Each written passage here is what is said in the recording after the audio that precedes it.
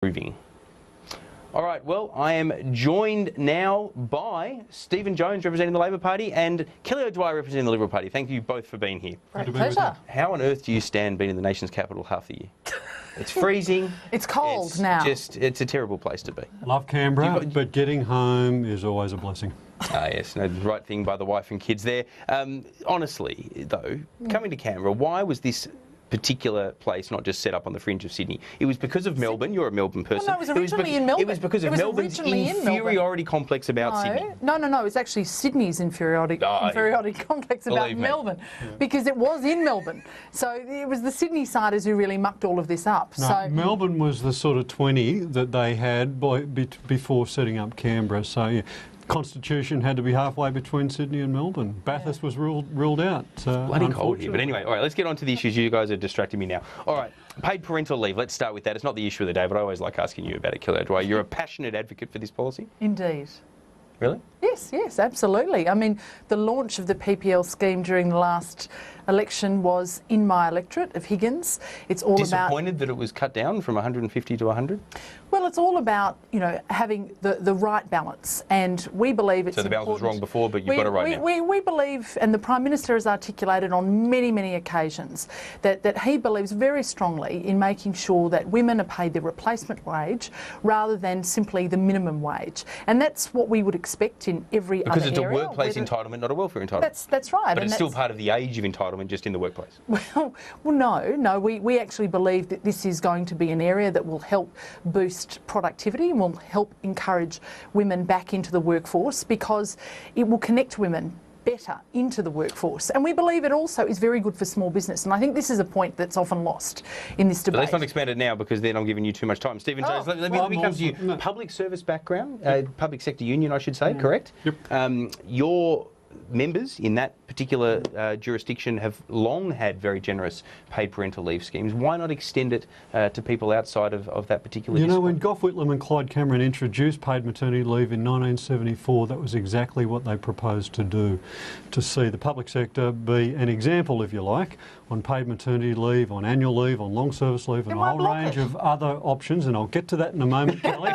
If you don't block me, mate, I won't block you. And it didn't flow through the rest of the economy as quickly as people had hoped. When we came back into the government, we had a look at this through the Productivity Commission. I actually argued for an advance, a significant advance in paid maternity leave, because I thought it was the right thing to do. So I'm also a passionate believer in extending paid maternity leave. But there is a key difference between an employer paying something as a workplace entitlement, then when the employer does it, it should be at replacement wages, and the government and the taxpayers of Australia but as far as paying those entitlements to. We don't pay public service. No, hang on. No. Well, if the Prime Minister's argument is we're going to give Australians the same benefit as public servants earn, is he going to give them 15% superannuation as well? And I've made that point as well.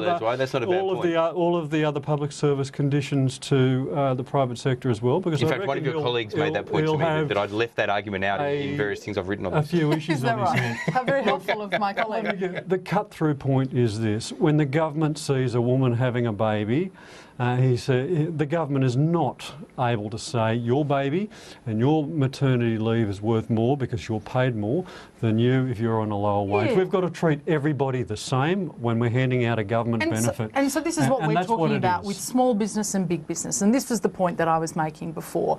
And that is that, we think it's important that women have the same opportunities whether they work in small business, whether they work in the public service, or whether they work in big business. And that's why the Prime Minister has argued so strongly for a paid parental leave scheme. That and he had a polling problem with women, I think. Takes that into account. Look, he doesn't have a problem with women. I know. No, he doesn't, but women have a problem with him. I mean, that's quite obvious by the polls.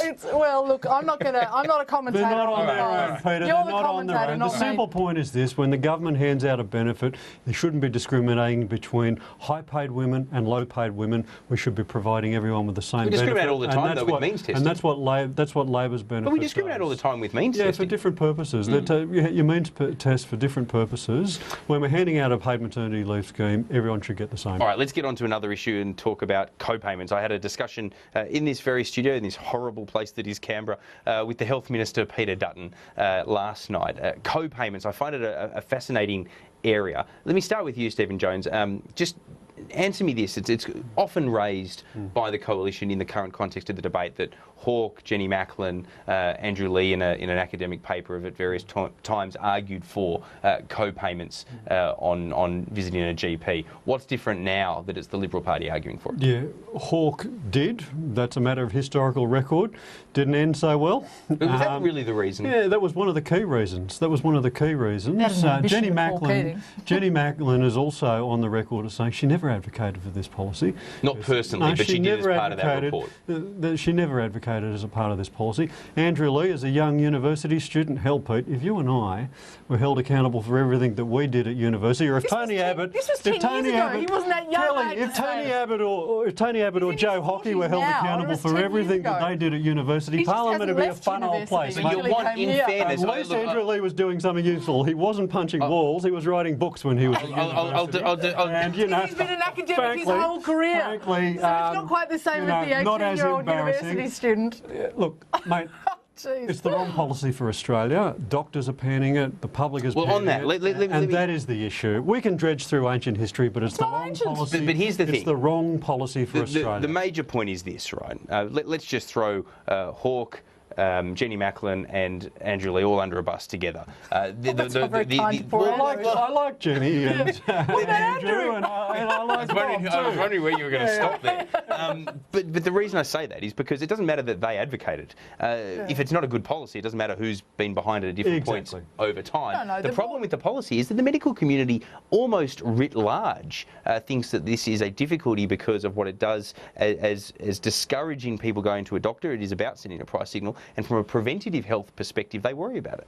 So I think the point to make about the historical point, and it's not that far back in history, let me say, particularly with respect to Andrew Leigh, it was something like, 10 years ago. He was still at university, but he wasn't academic. He was wrong. He wasn't academic. And he has argued very strongly for it in university papers and in books that he's published. So I think... But he's argued for a lot of other things you don't agree with. Yeah, he's put some thought into it. No, but the point I make there in respect to that is that, the Labor Party are really hypocritical on this. I mean, the Labor Party, of course, has also supported at various times changes to the PBS such that we actually ask people to make a contribution to their health care through their medicines. And what we're saying is we don't think it's right when we've got huge increasing costs in health care. Okay, well, let me jump in on that. Let me jump in on that and get a response to that, because that is not... It sounds like a fair response. Is it or not? Yeah, look, instead of reading Andrew Leigh's books, your health minister should be reading some of the history books on the PBS, and I could recommend a few. First introduced in 1948 by Chifley, no co-payments. The co-payments, first introduced by the Menzies government in 1960 at 5 shillings in old coin. You've really got to get out. When we came into government in the 1980s, we introduced the safety net because we could see that the cost of the PBS was going up and up and up. We kept the safety net, and we then also put in place the pharmaceutical allowance in the pension scheme. So far from being the barrackers for the PBS co-payments, we've looked at it and said, well, it's in there. What we are going to do is put a safety net in there and compensate pensioners and healthcare card owners for the impact. And there is a difference. Far from being the architects of it, your guy was the architect of it. You're always complaining about not getting a fair share. I reckon on time allocation, you speak more than your counterpart almost every time. And you jacked it up, and what we've done is compensate pensioners for it. So the analogy does not work. Kelly O'Dwyer, the biggest issue though with it... I've got the conch now, do I? The biggest issue with it is that it should be coming in after the first 10 visits for pensioners and concession card holders, not kick out after the first 10 visits. I think it's perfectly reasonable to have some form of co-payment at some level. However, it has to have some exclusions for pensioners and co-payments and concession card holders. And surely. It does. So only once they do 10 visits. After those 10 visits. And look, that's... maximum $70 a year in terms it's a lot of to, it's a lot to a pensioner, and it could be enough Can for them I not to go to a doctor. Can I ask, and for what is the children under purpose? 16, for children under What's the 16 purpose? as well. What's the purpose of the policy? So the purpose of the policy is that there is a level of price signal in this. So you think people are going to the doctors to read, backdated copies of Woman's Weekly because they're bored? People go to the doctor because they're sick, not because they're But bored. there must be some people that go, if there's no cost to go, then there's no reason not to bother. But let me make this point. Well, can I just make one quick point? Go for it, Kel. And that is that there are, and there have been many cases of this, where people who have the capacity to contribute to their health costs are going to bulk billing doctors, and they are effectively making the taxpayer pay for their health care when they have a capacity to contribute. Now, I'm not just talking here about people that you've been mentioning before with respect to pensioners, but we're talking about people who are quite wealthy people who are able to make a contribution, who are going to bulk billing doctors. Now, Not many, there are a lot of really. other people. Are there many? Yeah, absolutely. I was hearing only the other day about a public service What's the problem with retired that? public servant because actually, if you want to keep it universal, if you actually genuinely want But then people who means are tested, the most vulnerable, don't just make it for everyone. No. If you genuinely want it to be universal for everybody at in perpetuity, which means the most vulnerable people getting access to healthcare, you have to make it sustainable. Let me ask and a question of both of you then. This This is something that neither side are looking at. Why not bake into the tax system the Medicare levy and then just simply make bulk billing a means-tested thing? But the Medicare levy only covers part of the cost. But that's what I'm saying, just bake it into the tax system and then means test. It's a very small means test visiting a proportion. doctor. And it's a misnomer. The Medicare levy, the Labor Party would like to pretend this covers healthcare costs. It doesn't. It's only about 20%. But this is probably a question for you, Stephen Jones. Why have universal healthcare? Why not have means-tested healthcare so that we have a safety net? Because I think that healthcare should be a universal right for all Australian citizens. It shouldn't be based on your postcode. It should be something that we all enjoy as Australian citizens, and it's working. You know what? It's working. We pay one of the lowest percentages of GDP in healthcare costs. We get more for less in Australia than all of those other countries in the world that have the user pay system with a very low safety net for the very poor. We do better for less in Australia. Why muck it up? And what the Libs are proposing to do is muck it up with this crazy notion that nobody supports about putting in a price signal based on this shonky report that they got the Commission of Audit to do. The guy couldn't even read the right column. He said that Australians were visiting a doctor on average 11 times a year. 6 times a year. The basis was wrong. We're right out of time, and I've got to say, it's been a very smooth night tonight. My producer James is on holidays. Obviously, it's a shame not to have him there, but no one in my ear telling me to end it. We've had an open, free-ranging conversation. It's been great to have you both on the program. Kelly O'Dwyer, Stephen Jones, thanks for your company. All the best. Don't walk out yet. You might as well hear this next story. Richo is coming up after this particular program.